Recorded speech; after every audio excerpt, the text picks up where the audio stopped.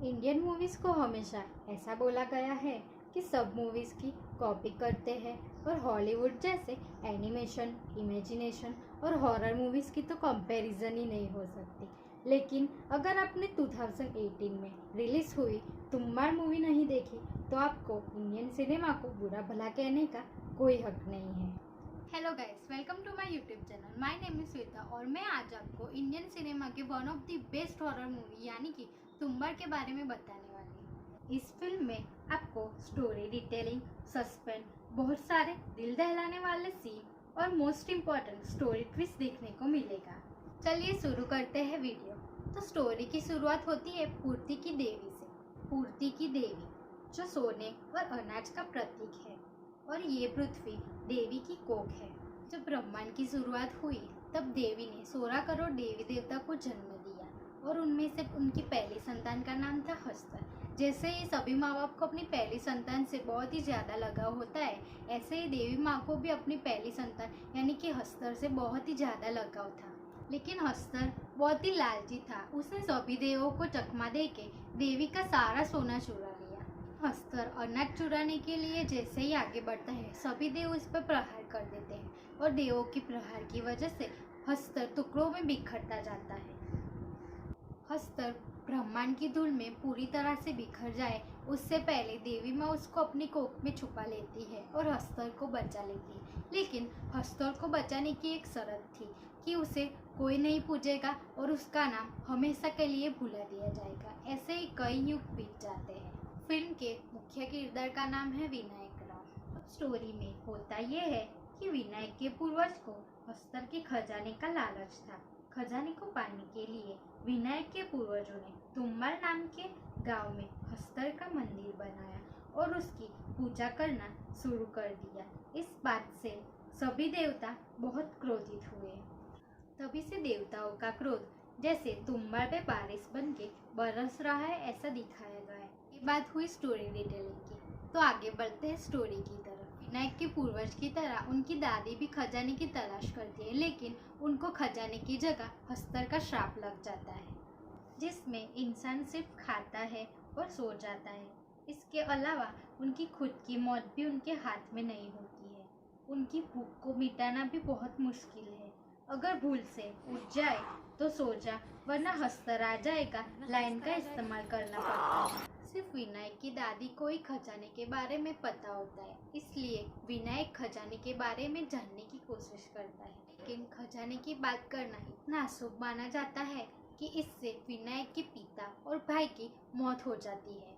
जब विनायक की माँ को उसके खजाने की लालच के बारे में पता चलता है तो विनायक की माँ उसको लेकर रातों रात तुम्बाड़ छोड़ देती है और रास्ते में उसको कसम देती है कि वो तुम्बाड़ वापस कभी नहीं आएगा। लेकिन 15 साल बाद जब विनायक की माँ की मौत होती है तो विनायक खजाने की लालच में तुम्बाड़ वापस आ जाता है, अपने घर जाता है और वहाँ उसको उसकी दादी मिलती है जिनको 15 साल पहले वो छोड़ के चले गए थे, लेकिन वो श्राप की वजह से अभी तक जिंदा है।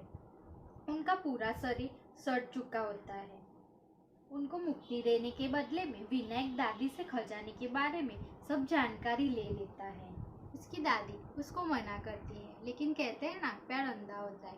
वैसे ही विनायक का प्यार खजाने के लिए अंधा था और वो दादी की बात नहीं सुनता है और खजाने को ढूंढने के लिए चला जाता है। इसके बाद स्टोरी में दिखाया जाता है कि विनायक रहस्यमय तरीके से सोने की मुद्रा ला रहा है और उसके दोस्त को बेच रहा है। यहीं से स्टोरी में सस्पेंस क्रिएट होता है। आखिर विनायक सोने की मुद्रा लाता कहाँ से? यही बात जानने के लिए विनायक का दोस्त उससे पूछता है, लेकिन विनायक उसे कुछ नहीं बताता। एक दिन विनायक का दोस्त सोने की लालच में विनायक के पीछे पीछे तुम्बाड़ पहुंच जाता है और ये बात विनायक को पता चल जाती है। विनायक जानबूझ के उसके दोस्त को देवी माँ की कोख तक पहुंचा देता है और जब वो देवी माँ की कोख में जाता है तो हस्तर उस पर हमला कर देता है और उसके दोस्त को भी दादी की जैसे श्राप लग जाता है। सवाल ये है कि आखिर हस्तर ने विनायक के दोस्त पर ही क्यों हमला किया और हर बार विनायक कैसे बच जाता है? दरअसल बात ये है कि हस्तर को अनाज का लालच भी है और डर भी है, इसलिए जब भी विनायक देवी माँ की कोख में जाता है तो एक आटे से बनी गई गुड़िया और आटा लेके जाता है। आटे से वो अपने चारों ओर एक सर्कल बना देता है। फिर विनायक आटे से बनाई गई गुड़िया को निकालता है और गुड़िया देखते ही अस्तर आ जाता है। लेकिन अस्तर विनायक के बनाए गए सर्कल के नजदीक भी नहीं आ सकता। अगर वो आएगा तो वो नष्ट हो जाएगा। अस्तर की खाने की भूख मिटाने के लिए विनायक आटे से बनी गुड़िया को दूर फेंकता है। जब अस्तर गुड़िया को खाने के लिए जाता है तब विनायक अस्तर के पीछे खजाने से बंधी पोटली को गिरा देता है। जब तक अस्तर उस गुड़िया को चबाता है तब तक विनायक उससे जितनी मुद्रा हो सके उठा के देवी माँ की कोख में से चला जाता है और अस्तर अंदर ही बंद रह जाता है। स्टोरी जैसे जैसे आगे बढ़ती है उसमें दिखाया जाता है कि विनायक बहुत ही अमीर हो चुका है। इस सब के बीच विनायक की बीवी गर्भवती होती है और उसके घर बेटा पैदा होता है। समय के साथ साथ विनायक का शरीर कमजोर पड़ जाता है, इसीलिए वो सोने को लेने के लिए अपने बेटे को तालीम देता है। जब वो इसके लायक बन जाता है तब एक दिन विनायक उसके बेटे को लेके तुम्बाड़ जाता है। उसे हस्तर और सोने से जुड़ी सारी बातें बताता है। लेकिन कहते हैं ना, जैसा बाप ऐसा बेटा, ऐसे ही विनायक का बेटा भी उसकी तरह बहुत ही लालची था। वो विनायक को कुछ और ही प्लान बताता है जिसमें उनको एक गुड़िया की जगह कई सारी गुड़िया लेके जाना चाहिए, जिससे हस्तर को खाने में टाइम लगेगा और वो हस्तर के पीछे बंदी पूरी पोटली ही चुरा ले। विनायक को अपने बेटे का ये प्लान अच्छा लगता है और दोनों इस प्लान को अंजाम देने के लिए कई सारी आटे से बनी गुड़िया लेके देवी माँ की कोख में चले जाते हैं। इसके बाद स्टोरी में आता है बहुत बड़ा ट्विस्ट जो दर्शकों की सोच से बाहर है। जब विनायक और उसका बेटा एक के बाद एक गुड़िया निकाल के फेंकता है तो हर गुड़िया को खाने के लिए एक नया हस्तर आ जाता है। ये देख के विनायक बहुत चौंक जाता है और उसके बेटे को सारी गुड़िया अंदर डालने को बोलता है, लेकिन तब तक बहुत देर हो चुकी है। उनके चारों ओर बहुत सारे हस्तर आ गए होते हैं। अपने बेटे को हस्तर से बचाने के लिए विनायक अपने चारों ओर कई सारी गुड़िया बांध देता है और सारे हस्तर उसके पीछे जाने लगते हैं।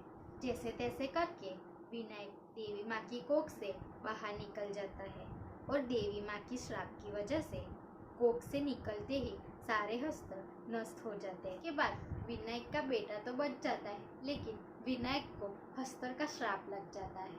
उसका पूरा शरीर गल चुका होता है। अपने पिता को मुक्ति देने के लिए उसका बेटा विनायक के शरीर को आग लगा देता है। तो ये थी तुम्बाड़ मूवी की शॉर्ट एक्सप्लेनेशन। ये मेरा पहला यूट्यूब वीडियो था, इसलिए कोई भूल हुई हो तो प्लीज़ माफ़ कर देना। और अगर वीडियो पसंद आया है तो लाइक, शेयर और सब्सक्राइब करना मत भूलना। तो मिलते हैं जल्दी मेरे नए वीडियो में। तब तक स्टे होम, स्टे सेफ।